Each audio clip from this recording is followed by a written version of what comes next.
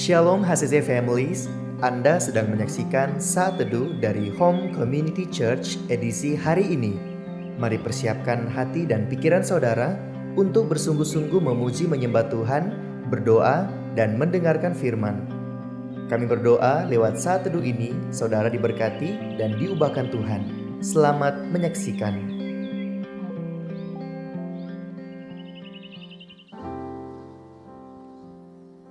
Terima kasih Tuhan.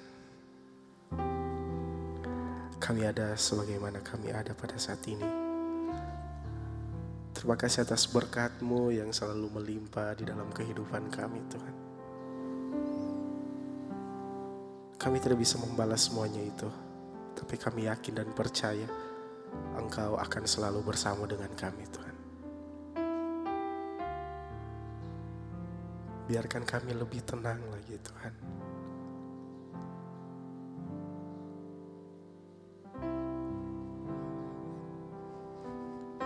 Yes, haleluya. Bapa, Kau mendengar seruan hatiku,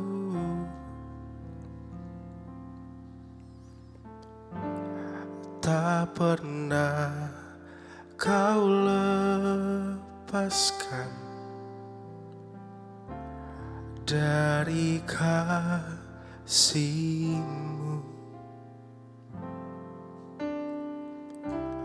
Lewat lembah kelam, Kau temani aku.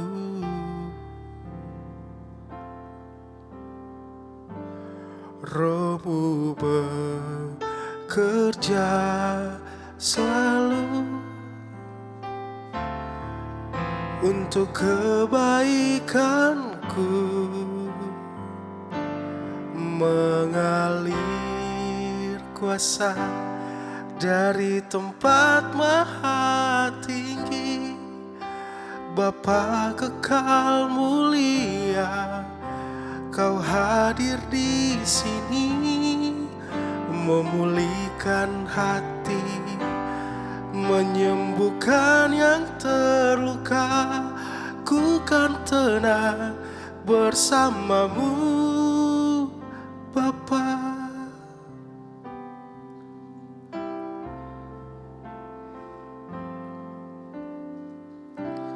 Lewat lembah kelam, Kau temani aku. Roh-Mu bekerja selalu untuk kebaikanku, mengalir kuasa dari tempat maha tinggi. Bapa kekal mulia, Kau hadir di sini, memulihkan hati, menyembuhkan yang terluka. Ku kan tenang bersama-Mu Bapa, mengalir kuasa dari tempat maha tinggi. Bapa kekal mulia, Kau hadir di sini, memulihkan hati, menyembuhkan yang terluka. Ku kan tenang bersama-Mu Bapa, ku kan tenang bersama-Mu Bapa, ku kan tenang bersama-Mu Bapa.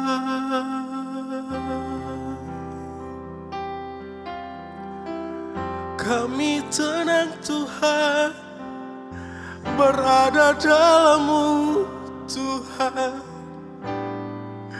Haleluya, haleluya Tuhan. Engkau baik dalam hidup kami, dan kami tenang Tuhan.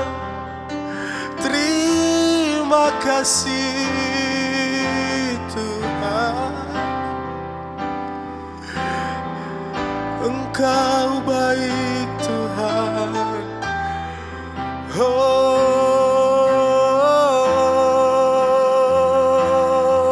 terima kasih, terima kasih Tuhan. Haleluya, kami tenang Tuhan.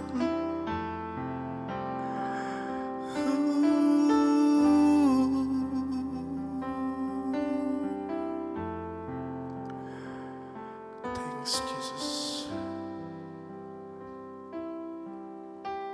Bapak, kami bersyukur buat pagi hari ini. Terima kasih buat setiap kesempatan-kesempatan yang Tuhan berikan. Kami tahu Tuhan, saat Tuhan berikan kesempatan kami untuk bangun pagi, itu tandanya Tuhan mau menjumpai setiap kami. Dan saatnya kami rindu untuk mendengarkan kebenaran firman-Mu. Urapi kami, urapi firman-Mu, supaya setiap kami yang mendengarkan, kami tidak hanya menjadi pendengar, tetapi kami melakukannya dan memberitakannya kepada semua orang, supaya nama Tuhan dipermuliakan. Dalam nama Tuhan Yesus kami berdoa. Amin. Amin. Puji Tuhan. Shalom. Saya menyapa buat semua keluarga HCC, dimanapun Bapak Ibu berada, kekasih Tuhan. Biarlah kasih sayang Tuhan terus kita nikmati hari demi hari dan sepanjang hari ini. Baik, pagi hari ini kita akan belajar sebuah kebenaran firman Tuhan yang terdapat pada Matius 13 ayatnya yang ke-44. Dan tema renungan kita, judul khotbah pada pagi hari ini, saya beri judul Harta yang Terpendam. Matius 13 ayatnya yang ke-44 saya bacakan buat kita semua. Hal kerajaan sorga itu seumpama harta yang terpendam di ladang, yang ditemukan orang, lalu dipendamkannya lagi. Oleh sebab sukacitanya, pergilah ia menjual seluruh miliknya, lalu membeli ladang itu. Nah, kalau kita mau baca berlahan atau baca ulang-ulang lagi Matius 13 ayat 44 ini, ada yang menarik Bapak Ibu sekalian. Sebab perumpamaan ini berbicara tentang sebuah pribadi yang ingin memiliki harta yang terpendam itu, namun ada syaratnya. Syaratnya apa? Yaitu syaratnya dia harus menjual seluruh miliknya, lalu dia harus kembali lagi dan membeli ladang itu, yang di dalamnya ada harta yang terpendam. Nah, di dalam ayat itu juga tertulis bahwa ia menemukan harta, terus ia harus memendamkannya lagi.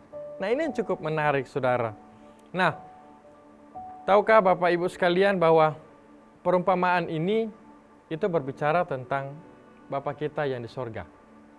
Bapa kita yang di sorga yang mau mencari dan menemukan kita di ladang dunia ini. Pada dasarnya berbicara tentang kerajaan sorga, itu berbicara tentang inisiatif Tuhan.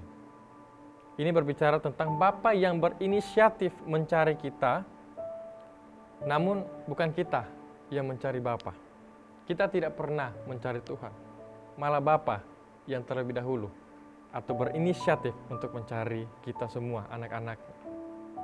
Namun setelah Bapa menemukan kita, Bapa sendiri tidak bisa langsung mengambil atau tidak bisa langsung memilikinya. Sebab kenapa? Karena kita ini masih milik dunia, Bapak Ibu sekalian. Kita ini masih milik kerajaan kegelapan. Sebab kita jatuh ke dalam dosa oleh karena pemberontakan dari nenek moyang kita Adam dan Hawa. Jadi untuk mendapatkan harta atau kita, harta yang terpendam itu, Bapa itu harus berkorban dengan cara menjual semua miliknya, supaya daripadanya itu kita dapat dibeli dan dimiliki oleh Bapa dengan lunas. Nah, arti dari menjual semua miliknya itu berbicara tentang sebuah pengorbanan Bapa. Berbicara tentang sacrifice, berbicara tentang ada korban yang Bapa harus lakukan. Kalau kita bicara tentang Adam dan Hawa, waktu jatuh ke dalam dosa, kisahnya itu saat mereka tahu mereka di dalam kondisi telanjang, Bapak Ibu, mereka hanya menutup tubuh mereka dengan menggunakan dedaunan atau tumbuh-tumbuhan. Tetapi baiknya Tuhan berinisiatif untuk menyembelih seekor domba untuk supaya kulit dari hewan itu menutup tubuh mereka. Nah, dari sini itu berbicara tentang ada hewan yang dikorbankan. Nah, sama halnya pengorbanan yang Bapa lakukan waktu saat dikatakan dia menjual semua miliknya, itu berbicara tentang Bapa yang sedang mengutus anaknya yang dikasihinya, yaitu Yesus Kristus, anaknya yang tunggal satu-satunya, atau kalimat lainnya tidak ada lagi yang lain selain Yesus Kristus. Dan Yesus Kristus dijadikan sebagai korban itu sendiri yang harus mati di kayu salib. Kalau berbicara tentang Adam dan Hawa, itu adalah korbannya adalah domba yang memang benar-benar hewan, tetapi saat Bapa mengutus anaknya yang tunggal itu, yaitu Yesus Kristus, itu bukan domba lagi, saudara, tetapi seorang anak manusia, yaitu Yesus Kristus sendiri, anak yang dikasihi oleh Bapa di sorga. Dialah yang harus menjadi korban untuk menebus kita semua. Supaya apa? Supaya saya dan Bapak Ibu itu dibayar lunas. Atau dengan kata lain, Bapa menjual miliknya supaya dapat memiliki saya dan saudara. Nah, kalau kita mau mengingat tentang khotbah yang disampaikan oleh senior pastor kita, Pastor Roni Rumambi, luar biasa pengorbanan Tuhan Yesus. Yesus yang kaya, dia harus menjadi miskin. Yesus yang penuh dengan kuasa, dia harus menjadi terbatas. Dan Yesus yang harusnya kekal, dia harus mati di kayu salib. Kenapa harus mati di kayu salib? Sebab dari darahnya lah, dari pengorbanannya itulah yang menyelamatkan saya dan saudara. Nah, untuk itu, inilah dari esensi dari harta yang terpendam itu. Harta yang terpendam itu adalah kita semua, kesayangan-kesayangan Tuhan. Dan pribadi yang mencari dan menemukannya itu adalah Bapa sendiri. Nah, saudara, adalah sebuah karya yang besar yang kita perlu tahu bahwa Bapa ingin saya dan saudara itu diselamatkan olehnya. Karena ada sebuah rencana besar yang Bapa inginkan, yaitu supaya di mana Bapa berada, kita pun berada, saudara. Kalau kita mau belajar di dalam Yohanes 14 yang ayatnya yang ketiga, di situ firman Tuhan berkata begini, "Dan apabila aku telah pergi ke situ dan telah menyediakan tempat bagimu, aku akan datang kembali dan membawa kamu ke tempatku, supaya di tempat di mana aku berada, kamu pun berada." Wah, puji Tuhan. Kekasih Tuhan, mari kita mulai mengerti isi hati Tuhan dan kita mulai merenungkan isi firman Tuhan ini. Betapa Bapa mengasihi kita semua. Bapa yang berinisiatif, sekali lagi saya katakan bahwa Bapa yang berinisiatif untuk mencari kita. Bapa yang mau terlebih dahulu untuk menemukan, bahkan Bapa sendiri harus merelakan anaknya yang tunggal, anak kekasihnya yang dia paling sayang untuk menjadi korban. Dan dari darahnya itulah kita diselamatkan. Saya mengajak semua keluarga HCC untuk mari mulai mengerjakan apa yang Tuhan kerjakan, apa yang Tuhan telah lakukan buat kita. Supaya kita mulai membagikan kasih Bapa ini. Kita mulai membawa Tuhan kepada orang-orang, memperkenalkan Tuhan kepada orang-orang. Lewat apa? Lewat kehidupan kita. Lewat kehidupan kita. Kita yang sudah ditebus, kita akan mulai mengerti bahwa betapa cintanya Tuhan kepada kita. Mungkin di hari-hari ini ada beberapa orang yang kita kenal, mungkin dia belum mengenal Tuhan, atau bahkan ada yang sudah mengenal Tuhan, kemudian dia kecewa kepada Tuhan, lalu dia meninggalkan Tuhan, atau bahkan ada beberapa orang di sekeliling kita mulai meninggalkan pelayanannya. Keluarga HCC, saya mengajak sesuai dengan tema kita di tahun ini, berbicara tentang reach out atau menjangkau keluar. Kita membawa Tuhan buat mereka. Kita memperkenalkan Tuhan kepada mereka. Supaya mereka mengalami Tuhan. Mereka mengalami encounter, perjumpaan secara pribadi dengan Tuhan. Saya berdoa supaya firman ini boleh dapat kita mengerti dan kita pahami, kita hidupi. Dan tidak hanya sekedar kita dengar, kita hidupi, tetapi kita beritakan buat banyak orang. Supaya nama Tuhan dipermuliakan. Amin. Puji Tuhan. Demikian sharing firman kita pagi hari ini. Untuk itu saya mengajak semua untuk kita satu dalam doa. Kita berdoa. Tuhan, terima kasih buat pengorbanan-Mu. Terima kasih buat pribadi itu Tuhan. Yaitu Engkau sendiri yang mau mencari kami, yang terlebih dahulu berinisiatif untuk mencari kami. Tuhan, terima kasih. Kami telah ditemukan dan Tuhan telah membayar, membeli kami dengan lunas lewat pengorbanan anak-Mu yang kudus, yaitu Yesus Kristus. Terima kasih buat pengorbanan darah-Mu itu Tuhan. Terima kasih buat kami yang telah diselamatkan.